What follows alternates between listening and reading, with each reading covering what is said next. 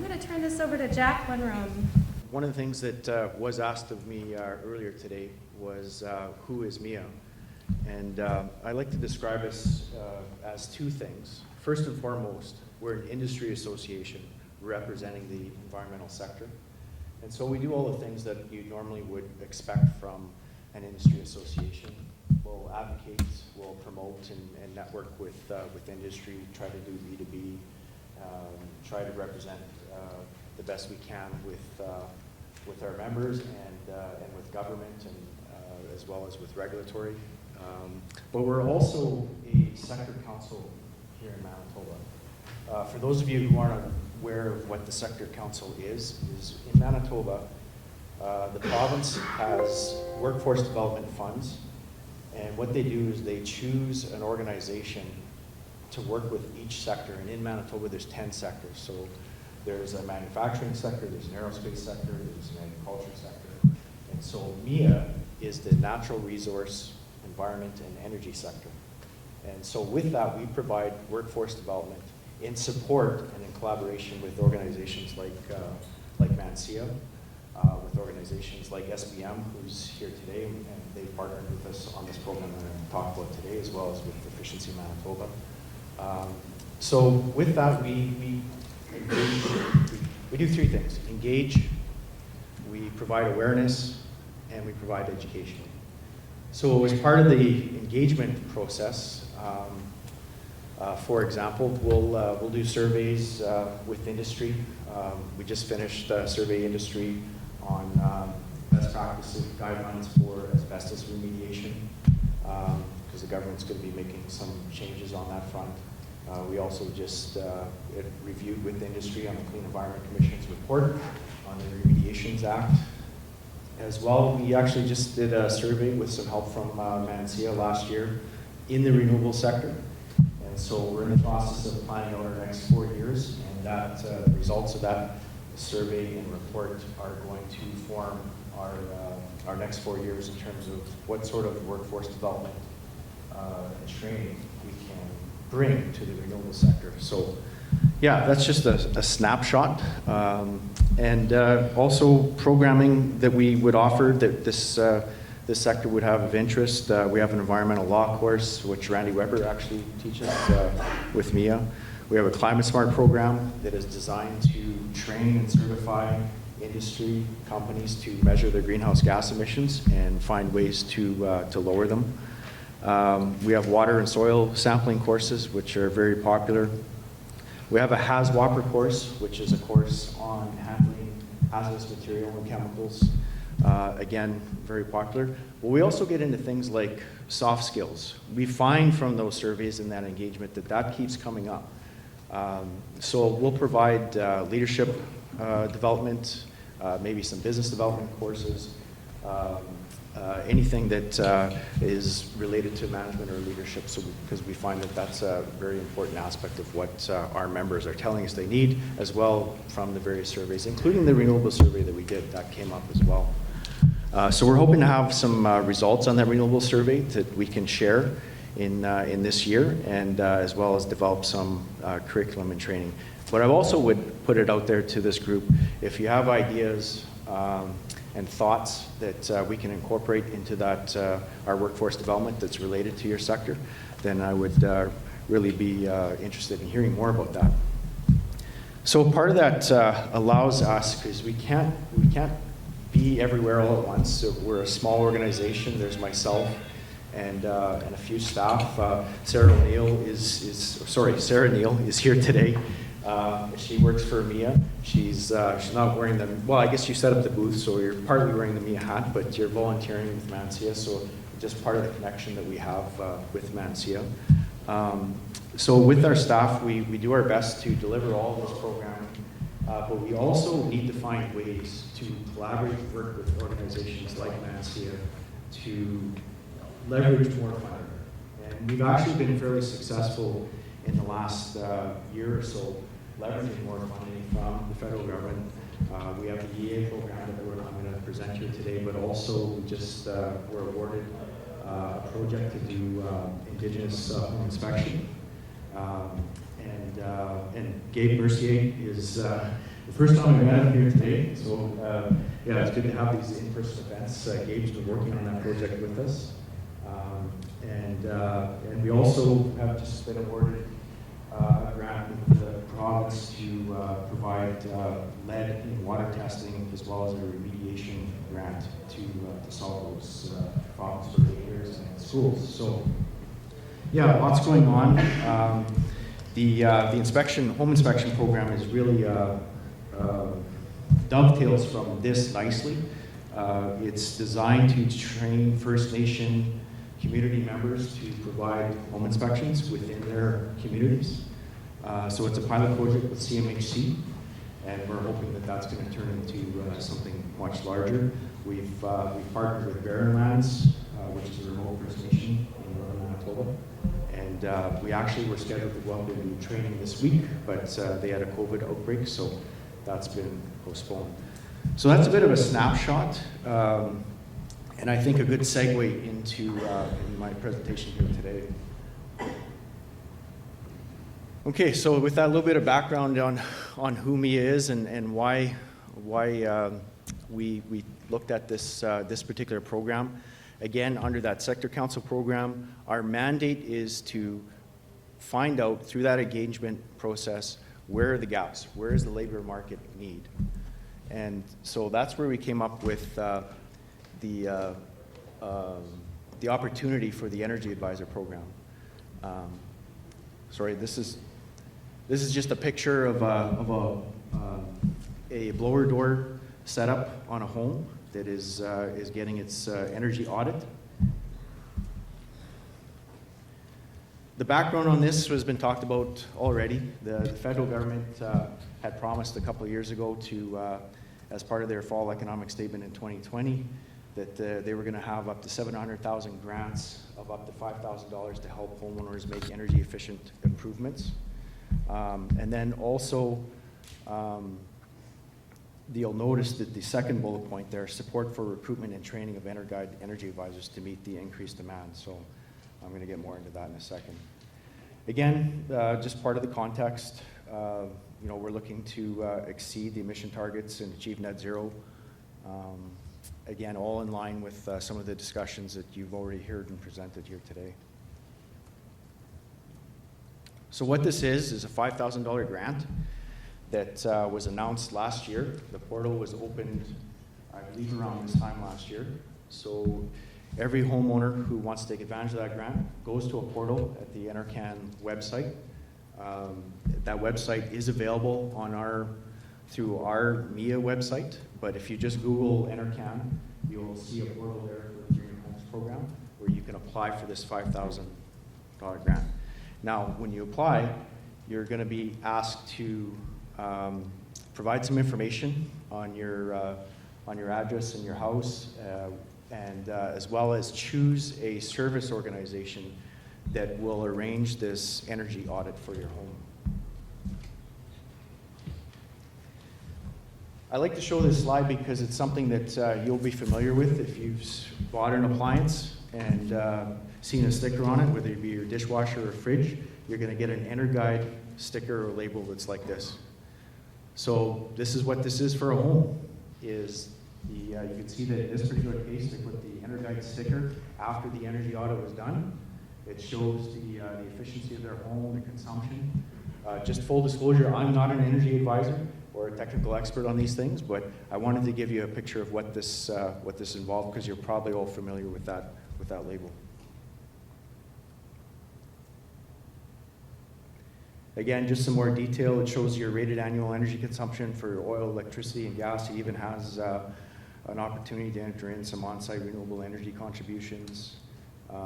Gives the breakdown of the rated annual energy consumption on a basis of space heat, space cooling, water heating, ventilation, lights, appliances, and other electrical, and then gives you a rated greenhouse gas emissions.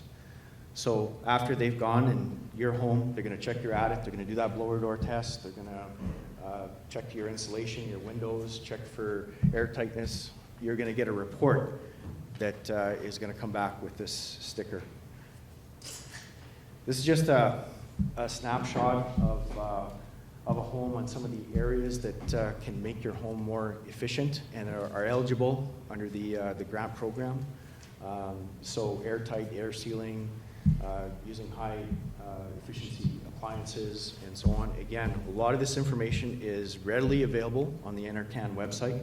There's also quite a bit of information I'll mention on the Sustainable Building Manitoba website, who's partnered with us on this as well. Just wanted to give you a bit of a breakdown. As I mentioned, there's a level there with the service organization. So you apply to NRCan for the grant. You choose a service organization, and I'll show you who those are in Manitoba right now. And then the service organization send out the energy advisor. Okay. Those energy advisors can either be a staff person of that service organization, or they could be a contractor. So we're just trying to kind of show that flow. If you want to be a registered energy advisor, and forgive me, sometimes I replace registered with certified, because partway through this process, I think just to annoy me, they changed from certified to registered. So it is registered energy advisor is the actual name. So the roles of energy advisors can be involved in new construction. Also, Canadian Home Builders Association has a recent net zero label certification that they have for contractors who want to give themselves a market advantage by offering that service. There's also, most of these energy advisors are going on doing audits for existing homes, homeowners who want to upgrade their windows and doors or their insulation to make their home more efficient. There's also multi-unit residential buildings, and they can also move into quality assurance specialist with the service organization itself, and then ultimately move on to a service organization manager. So a little bit of a typical flow of career as a job for an energy auditor. Why do we need more energy advisors? Well, there's an increasing number of homeowners who are wanting to make their homes more efficient. Because of the Greener Homes Grant, that's a big part of it. Just to give you an example, when they opened the portal for the grant, instantly there was huge uptake. In Manitoba, we probably have in excess of over 6,000 people who have applied for the grant. Just to give you an indication, again, where we identified the gap that we need more energy advisors in Manitoba, we had 4 or 5. And that has gone in cycles over the years, over various governments who've had incentive programs. I've been told that at one point we had as many as 30 to 40 energy advisors.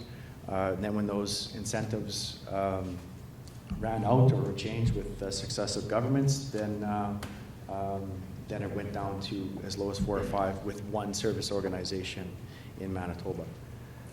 The experts have told me that just with the Greener Homes Initiative alone, plus the potential adoption of new building code, keeping in mind in Manitoba we're still dealing with the 2011 building code, so we're way out of date, and hopefully there's a new code that we're going to adopt soon. The new codes right across the country have requirements in there for energy advisors and energy audits.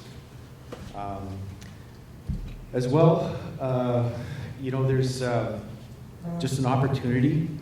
You may want to get an energy audit just to understand what is the energy consumption of your home, to get a baseline on it. Even if you're not planning renovations, but it could give you a really good indication of, where if you ever did want to make that investment, where you could do it. So, for example, Randy's home, he would obviously show a really good energy consumption label. And so if he was to do that, the energy advisor would work with him, even on a past home, to where are the opportunities that they could improve that, and then also what opportunities they can apply for grants or rebates from the various organizations, and I'll get into that in a little bit. One of the things that's also going to drive this is CMHC has announced plans, again under the federal government program, to get to net zero, identifying that building and envelope is a big part of that. is going to have a $40,000 zero interest loan. Again, you will have to baseline your home with an energy audit to apply for that. So now you've got a $5,000 grant under the Energy Advisor program, or sorry, the Greener Homes program. Then you'll have a zero interest loan for $40,000 for the CMHC. Plus, in Manitoba, you have Efficiency Manitoba providing rebates on their various programs. So now you're starting to stack that you're getting north of $45,000 of opportunity for a homeowner to invest back in their home. One of the things the federal government, I'm not sure, I've debated whether I should even mention this, but the federal government has, it's a fact, they have announced back in February that they are going to put forward a proposal for point-of-sale energy audits. This is a little controversial. They tried this in Ontario. The government that's there now did away with it. There was also quite a bit of pushback from the real estate organizations. But having said that, they have said they're putting this proposal forward to mandate point of sale. What that means is that every house that's sold will get an EnerGuide sticker on it and an energy audit. So the reason that the real estate organizations are pushing back on that is that there's a cost to doing that energy audit. So if you go to get your energy audit through that service organization, it's going to cost you anywhere from $600 to $900. Now you can get a rebate on that of $600 back from the Greener Homes program after you've done your renovations and then had your second audit to see how much you've made your home more efficient. But there is a cost to that. It's another barrier that some in the real estate world would say that is a negative. And so they pushed back fairly hard on that in Ontario. It remains to be seen how the provinces are going to approach this once they come out with this proposal. But you can imagine, I don't know how many sales there are in Manitoba every year, thousands. Imagine needing an energy audit for every single one of those right across the country. The federal government under the Greener Homes program estimated we would need another 2,000 energy auditors.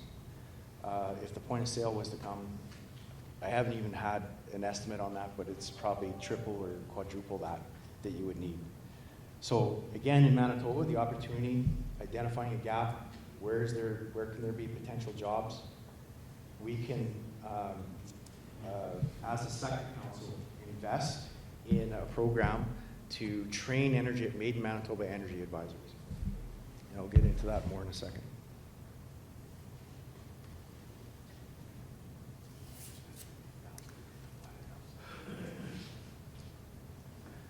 So to become an NRCan registered energy advisor, there's 3 phases.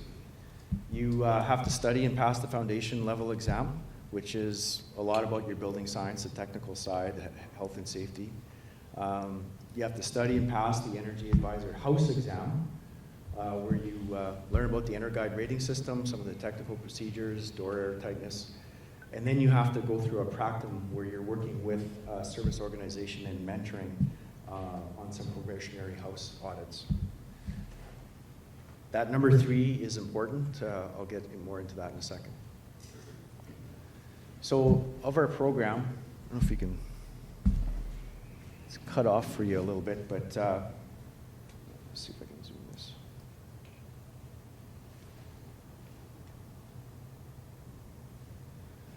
Basically, it's set into those 3 sections, this course that we developed, and we developed it in partnership with Red River Community College, or Red River Polytech, as it's called now, Efficiency Manitoba, as well as SBM, the Manitoba Construction Sector Council, and the BTAC Center at Red River.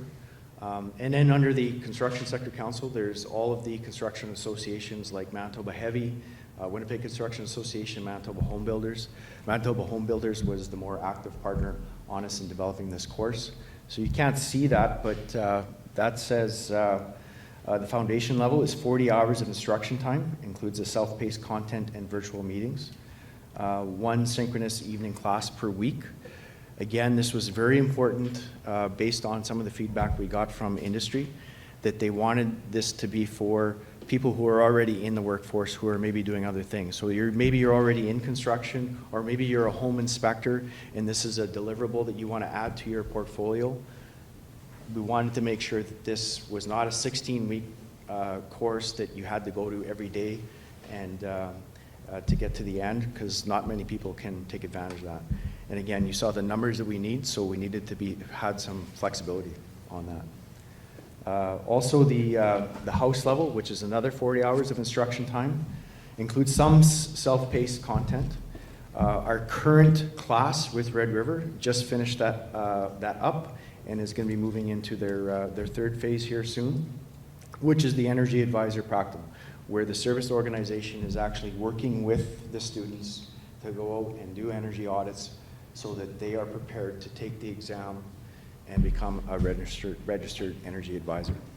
So a lot of people are looking at this as a career. Some have worked in construction, some have worked in HVAC, some are engineers in training, some are home inspectors, some are retired people looking for something that they can do. Again, you can see the demand for this. So like I said, we're going to need just 80 to 90 of these in Manitoba alone, up from 4 or 5. So this is a part-time micro-credential course that Red River has accredited, and that's part of the uniqueness of this course. Not only the number 3 on that last slide where I showed you that there is a practicum that you can mentor with the service organization to actually go out and do some houses. You can actually become an energy advisor and challenge the exam through a couple other programs. See It has an online program. Blue House has a program, and they all have their place for certain people. What this is a made in Manitoba, in-person, in-class with real instructors that can walk you through to being registered. And it also gives you the opportunity to work with that service organization, who ultimately you have to be working with to do the energy advisor audit. You can't just go and do an energy audit for a homeowner without that service organization. They provide all the infrastructure and quality assurance to make that happen. This is just a list of general things that an energy advisor would need to know and have some experience in order to become registered. Again, a lot of this information is available online. Red River College and SBM have some really good resources on this. So this is a list of the group that I mentioned earlier. I especially want to thank Efficiency Manitoba, who put some real money into making this happen. We had kind of a funny situation where we were gearing up, knowing that this was coming. And I think possibly for political reasons, the portal for the grant was opened before the portal for the capacity building to create more energy advisors. So about this time last year, like I said, the grant program opened. Unbeknownst to most people, we knew it was coming, we just didn't know the date. We woke up one morning and it was there. A couple weeks later, we woke up one morning and the capacity RFP for building or for arranging to have more energy advisors trained had opened up. So with this group, which also includes Sustainable Building, RRC Polytech, Prairie House Performance, which is one of the service organizations that has been around in Manitoba for years and years, ProsQ Engineering, as I said, the Manitoba Construction Sector Council, which includes the Manitoba Home Builders Association. We all got together and put together a proposal to build this curriculum, and we were successful. And so we started that course with about 30 students. About 10 of them were in that course for professional development. About 20 remained in for the second module, and those 20 have moved on to the third module, as I said, this week. So we will have 20 more registered energy advisors here shortly, and this will help dwindle down that demand for the audit and the Greener Homes program. These are the service organizations that are in Manitoba right now. We got Prairie House, Energy Works, and Energy Holdings. Typically, what has happened in previous incentives over the years is that energy advisor service organizations have moved into Manitoba from outside the province or developed themselves internally. But right now, we have 3. And so each one of these, when you go to sign up for your Greener Homes program, will have a waiting time. And so it'll be up to you as a homeowner to decide which one you want to go with. Some will have longer waiting times than others. And it's up to you to check out their websites and see which one you believe you want to work with. Waiting times are anywhere from a month to 6 months, depending on which service organization you're using. So yeah, with that, that's the end of my presentation. I do want to just, in closing, mention a couple things. Again, I appreciate ManSEA for providing an opportunity to have an in-person event. It's nice to meet people face to face that I haven't seen for a while. Like I said, it was cool to meet Mr. Mercier and also Vadim, who is 10 days out of Ukraine, eastern Ukraine, and so is going through quite a bit of turmoil in his home country right now. So again, much appreciated that we're able to gather here on peaceful terms. So with that, one more thing. Sorry, I know he's trying to get me off stage. We have a clean tech conference that is November 24th, so please mark that down. It's going to be at the Victoria Inn in Winnipeg. This is part of our Emerging Issues Conference that ManSEA has sponsored in the past as well. And we know that technology and clean tech is going to have to be a big part of reaching net zero. It's basically all hands on deck, every tool in the toolbox that we talked about here today. Technology is going to be one of them. So that's what we've decided to have as our theme, Clean Tech Conference. So thank you. Dr. Eric Bibeau. So I usually talk on storage, okay? So I want to keep the theme on storage. But during COVID, we got pretty much into microgrids, and microgrids have storage, okay? So, and I also tend not to have talked on the CHTTC Center. Who knows about the CHTT Center, the Hydro-Kinetic Turbine Testing Center? If I'm outside Manitoba, people know it, okay? We are pretty well known around the world, but I tend to be quite secretive in Manitoba.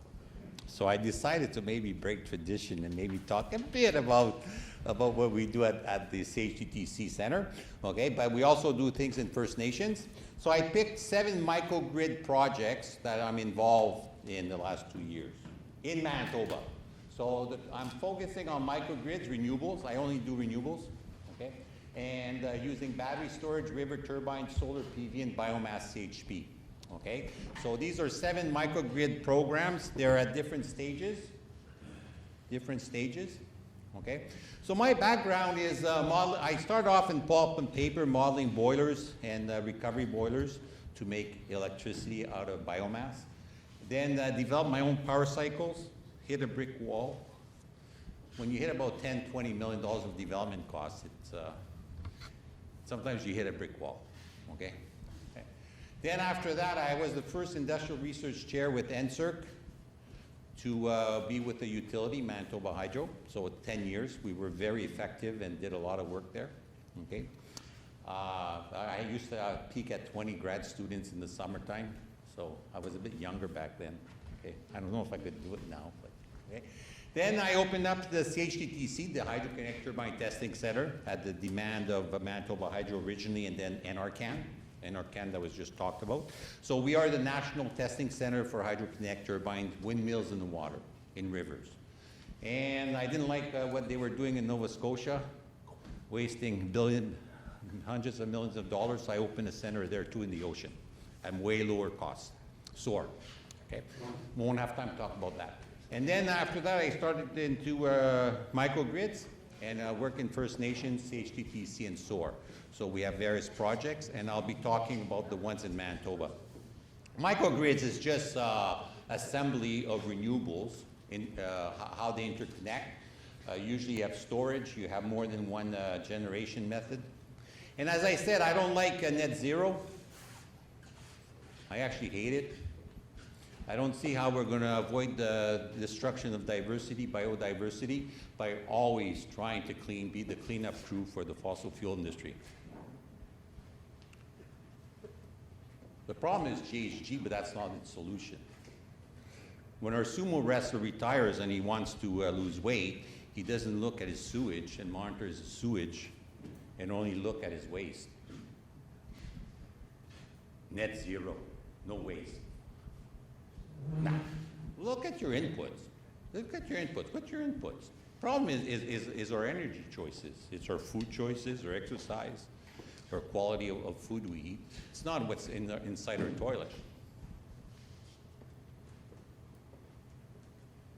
The reason we look at net zero is we want to somehow make fossil fuels look clean, look better. So our solution to climate change is to make fossil fuel look better, net zero, okay? And our solution is to use more fossil fuels to fix fossil fuels. It's a bit like putting a sugar tax to like solve diabetes, and then take the sugar tax and give it to the sugar industry to give us more sugar products. I mean, that's our loop we're in. More market for fossil fuels, okay? So, I mean, I think in 30 years, we'll have dropped that, okay? I don't think they'll take the red cup because it makes a lot of sense, okay? So it's gonna take a while. But the benchmark is how much recent solar are we consuming, are we producing over total energy needs. It's a renewable energy ratio, okay? So Canada is probably at 19% right now. 19% of Canada of our energy is renewable. Manitoba is about 32, okay? So it's just, it's an easy number. You just look at recent solar. How much of recent solar do you have to run your society? You don't need to look at the GHGs, because people don't do calculation of GHGs properly, okay? Never seen a proper GHG calculation done. It's hard. It's hard to monitor how you're going to lose weight by monitoring the lipids in your sewage and stuff. It's complicated. It's complicated. Just add up how much renewables you generate, how much you consume. Bing, bada, boom. Do it for your house, do it for Manitoba, do it for Winnipeg. Takes 2 minutes, okay, and you can't go wrong. So how do you solve climate change? Your 3 energy needs: transportation, heating, and electricity. Levers, red. Add renewables, increase efficient demand, and don't take your favorites. Don't discriminate. Oh no, do efficiency first. No, red. I mean, do the cheapest, okay, makes sense. Okay. And then your scale. Scale is important. CUP, we don't talk about it enough in Manitoba. It's community utility people. And utilities have to stop putting barriers for communities and people to participate in climate change, okay? We have that big problem here in Manitoba, so it's not gonna be solved tomorrow. So you want to solve climate change, you want to do your house renewable, you want to do something to your house, you want to do it for Winnipeg, you want to do it for Canada. The red cup, you pick a slice, you pick a letter, and then you develop your formulation on those 3 concepts, okay? Your needs, your levers of how you're going to solve climate change, and your scale. And once you got that, now you've got 27 parameters in your head. And yes, it's beyond, you need a bit more than just being an energy auditor. You need to know about a few things, okay? So my projects are always the red cup. I don't do anything unless it contributes to the red cup. So we're going to talk about storage, because ManSEA always calls me about storage. But before we do storage, we have to understand renewables. There's 2 storage in renewables: hydro and biomass, okay? And then there's 2 intermittents, wind and solar. So before you talk about storage, you say, no, what can I do with biomass and hydro before I go out in batteries and pump hydro and stuff? Nature provides 2 out of the 4 that are storage, and they're high quality, okay? So, and of course, the nature provides 100,000 times more energy than we consume. from the sun, okay? I was teaching yesterday on renewable energy, and I said, I always say we can't possibly take 1 out of 100,000 and solve the climate change. You know, I was referring to Monty Python, the mint. Not another mint, right? We can't, and people say it's not possible. We can't take 1 out of 100,000 and be 100% renewable. It ain't possible. It's not possible. Get so tired of these people, right? It's not, of course it's possible. We have the technology, the ability, okay? It's the willingness. And always focusing on net zero, the waste of the fossil fuels so that we use more fossil fuels. So I obviously work in hydro and biomass small scale because it's required. You want to go, you want to get rid of diesel up north in First Nation, you got to know hydro and biomass. You got to. Okay? It's your go-to approach, okay? Because intermittent wind and solar, you can't put infinite battery size. Just because we're going to talk about batteries, okay? Just as the latest data, okay? EVs are going to explode in 2025. Already this is wrong, okay? We're not going to be 50% of cars EVs in 2036. We're going to hit there way sooner. We predicted this in Manitoba, like in 2007 when we did the first conference electric vehicle, okay? It's hitting in 3 years. Okay, and the capacity of batteries in the automobile sector is just, it's going to be limited by production, but it'll get solved. Okay, this is just North America, the battery plants that are on the books. Okay, so we are approaching the exponential tipping point where batteries are just going to make it big. Okay, and it's coming. So the renewable transportation is the transportation is going to go electric battery. Okay. So I'm going to talk about 3 proposed microgrids in Manitoba Diesel First Nation communities, Lac Brochet, Brochet, and Tadouli. Okay? We're going to put them 200% renewable. So the report is 500 page. I took 6 months to do it.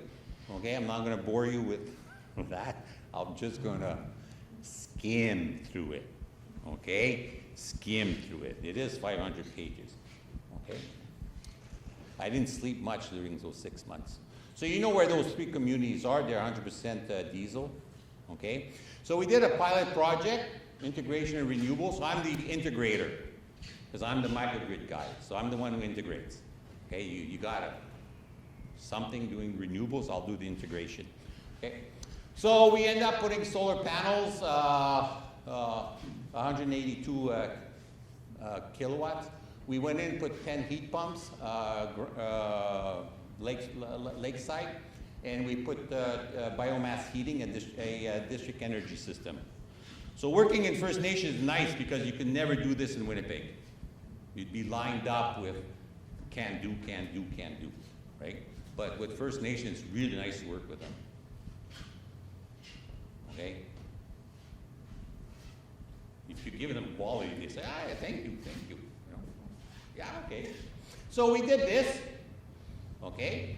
And that was the pilot. And then I'll let aside all the politics, okay? And then this is, for example, the integration. N-1, when you go up north, you can't just do one thing.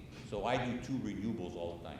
So this is how we integrate the domestic heat pumps and the domestic hot water with also with biomass. So up there they can run their heat pumps, and then we minimize costs by reusing the heat pump system, the fan and the box, and then we bring in our biomass loop. Okay, so we always have a redundancy of N-1. Okay, we have 100% renewable addressing the load, and we have a fallback of 100% that can address it also renewable. So I'm an N-1 renewable energy guy. Nobody has done this, I think, in the world. Okay, I'm 200% renewable. I'm not 100% renewable. I'm 200%. You get more value from me, right? I'm joking. I haven't talked to people for like, I've been stuck in my basement for like 2 years. Sitting to a computer screen, right? It's like, wow. people are saying, why are you so happy today? I said, man, it's like, wow, we're going to have 2 mics. Okay. So, these 3 First Nations are planning to end diesel dependency. You got to go gradually, but we're going to generate, but this is how the plan is. We're going to generate electricity and heat using local renewable energy, and we're going to be N-1. Your biggest system fails, you're still going to be able to do 100% renewable on heat and power. And no, we're not more expensive, we're cheaper. And we provide jobs, we solve the problem, okay? And we're way cheaper than business as usual, okay? Don't give me this thing that we're more expensive, okay? System operates and maintained by community. Yeah, you can't go exotic with your technology. It has to be all proven technology, and you have to have some training, but no problem. We have the people in Lac Brochet run the boiler, the biomass boiler, no problem. Sometimes I get a call, Eric, you know, can you come here? It's COVID, you have no money, and we can't bring anything on the plane, but the people here really want to move the logs from one end of the lake to the other, and you got 4 days. Okay, okay. So I get on a plane, go with the bugs in the scrap, you know, in the dump, you know, and fasten 2 big bars to hold log, you know, with no hardly anything, right? Just from the garbage, and we do it. Last year we pulled a barge about 3-4 tons up the river, Cochrane River. Whew, man, was it cool. Man, was it fun, but it was a lot of work, man. It was a lot of weight. We needed a bigger barge, okay? So yeah, there are issues that comes up. There's issues that comes up when you do these things, okay? But, you know, the first things are really resourceful. Okay, so we're going to do N-1 redundancy, 200% renewable, okay? Decrease the peak. So you can't just go and do, you got to first decrease your peak electrical, because when you're going to go twice the amount of peak, your costs are high. So your best bet is reduce that peak, shift electricity to heat, shift anything of electricity outside. And then you have everybody else that says, no, put a heat pumps, put the electric heat, put this. And I say, are you like, the red cup, okay, the red cup. On top of the red cup, you waste money. You create GHGs. On top of everything, you've got to optimize the way you do this. You can't go in and just waste money. You can't go in like Manitoba. I just want to waste our hydrogen right now and waste our money. Okay? That causes GHGs. Okay? It takes away from moving toward climate change. That's all the solution. You got to improve energy efficiency, and you got to implement DSM. Okay? So that's a bit harder because you got to work with the community and stuff, but it has to be there. So the number one thing is fires. You've heard Bruce Duggan. Okay, there's about 300 years of forest that were burned. Okay, so we have standing harvested that are dead trees. Okay, so you go and collect them. Okay. So what's the pathway? So we took the 2016 loads, probably the best data set in Canada. I took a lot of time working with various Manitoba Hydro and getting as much data as possible. So probably one of the best data sets for 3 First Nation communities. I have them 15 minutes interval, and I'm able to close the energy balance on heat and power. Okay? Okay, so that took a while. Okay? Then after that, projecting the load for in the future, because you got to do your simulation and your technology development and how you're going to do this in 2035. What's going to be the topology of the community? Then you're going to have to do N-1. Okay, that means you're going to have to address twice the peak on heat and on electricity twice with renewables. I'm not that much into like displacing a bit of diesel. Anybody can do that. Okay. Put a few solar panels. Yeah, it's nice. But these communities want the independency. Independency. Okay? So you have to listen. No, I just want to make a quick buck and I'll just put a few panels. Yeah, we have these people. try to come in front of us and put politics and everything. But these three communities want to end diesel dependency. Ending diesel dependency is you don't go put something there and then walk away. They have to be reliable on renewables and still leave some diesel for N-2 redundancy. So if everything all breaks, okay, then you still have the old diesel that's up there. Okay, so then after that you convert your electrical loads into heat loads. Okay, renewable energy integration, integrate the whole thing. You do energy simulation. Now you got to know your stuff.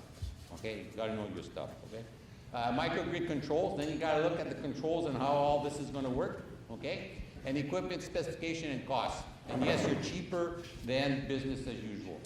Okay, so this was the data set. I'm not going to go through too much, but it was high quality. Okay, so the first one is, again, you got to have a base load generator. So up there is organic Rankine cycle. There's hundreds of them around the world.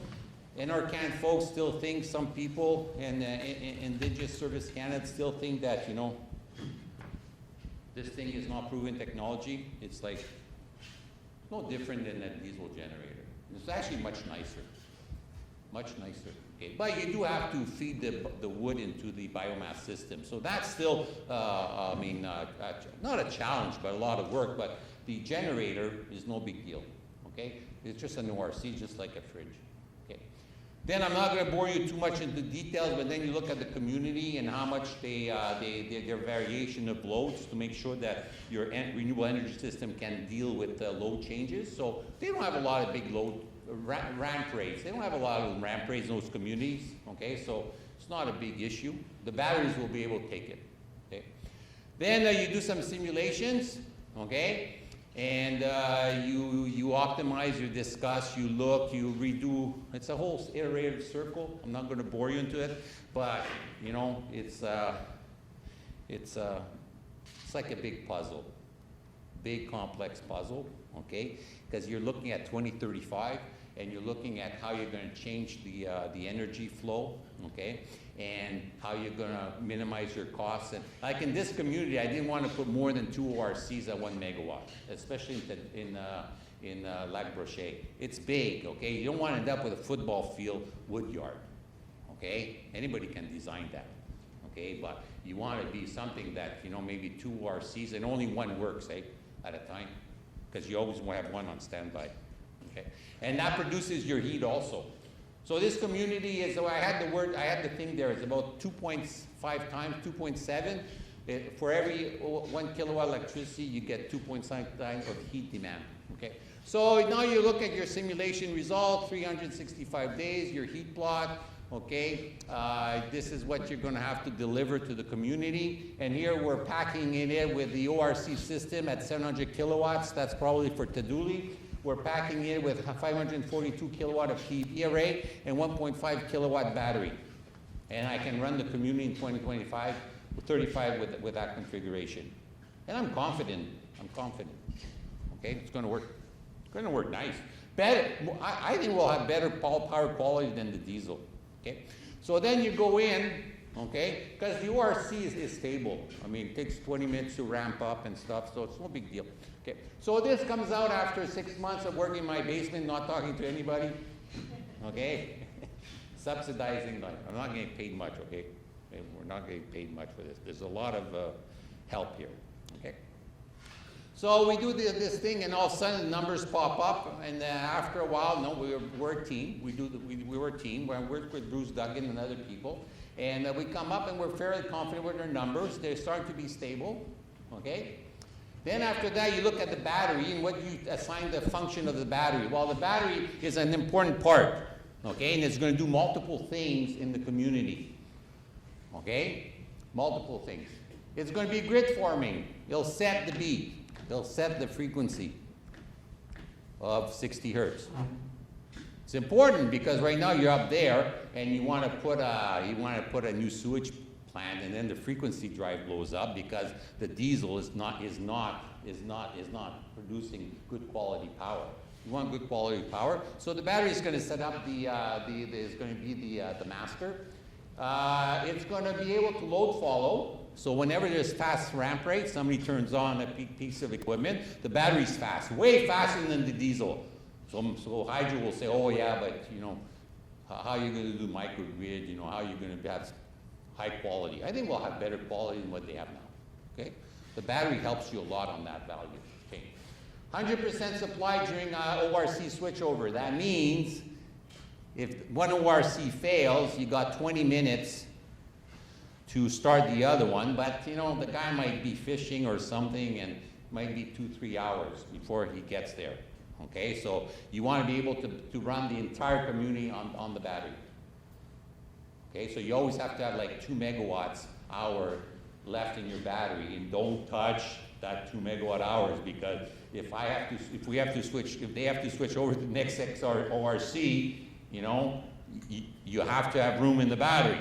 So that's why the battery's a bit way bigger than what you would think it would be. Okay, then nighttime to daytime. They weren't very good at doing DSM, and all of a sudden, during the day, they're like in the middle of winter, it's like, guys, don't take so much electricity, you know, it's like, no problem, we'll transfer it from nighttime to daytime, because you run the ORC at night, especially with electric cars, when the electric car, now NRCan wouldn't allow me to do electric cars, it was